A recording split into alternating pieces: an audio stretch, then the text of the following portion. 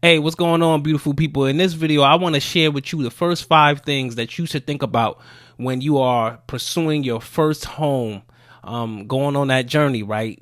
Being a first-time home buyer can be daunting, but I'm going to give you the first 5 things, not all of the things, but the first 5. Without further ado, let's get to it. Listen, save for your down payment. A lot of times you want to put down as much as you can, 5%. I know a lot of people qualify for to put down minimal 3%. But see, the thing about it is you don't want to put down the minimal amount because all of it's going to be tacked on to your mortgage. And guess what, guys? Your mortgage has interest on it, right? So depending on what the interest rates are, you're going to have whatever's left outside of what you put on from the down payment on to your mortgage. So you want to put down as much as possible. A lot of times these days, and also it avoids you from having that PMI, right? The PMI is interest tacked on for not putting down 20%. So to avoid that, which is not going to be like life threatening, right? Having a PMI on your mortgage, but if you can put down 20%, great. But if you could do 5, if you could do 10.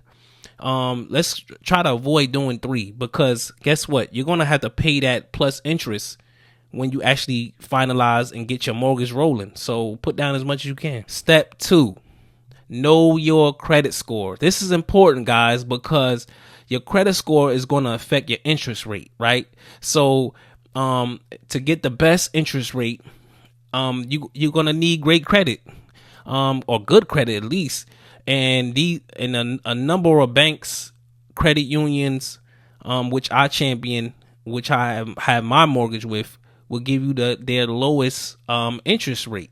So whatever the average is, you usually will get less than the average based on having great credit. So know your credit score and do not run your credit. If you're going through the home buying process, your realtor will tell you do not run your credit at all. So let's be mindful of that when we are going through the home buying process. Step number 3, I cannot stress this enough, having a great realtor. When my wife and I was first going through our first home buying process, our realtor was very helpful as far as the paperwork, making sure everything was signed through DocuSign, making sure we was on top of the next step, right? Because when you're going through the home buying process, it's a nice flow that has to be maintained. You have to make sure you're getting the house inspected. You got to make sure that after the inspection, you are like communicating with the sellers to say, hey, I would like this fixed or whatever. And also, you need to be on top of the appraisal. They will take the earnest money. The earnest money is something that you have to put down. Just show the sellers like I'm serious about buying this house. Don't get too deep with it.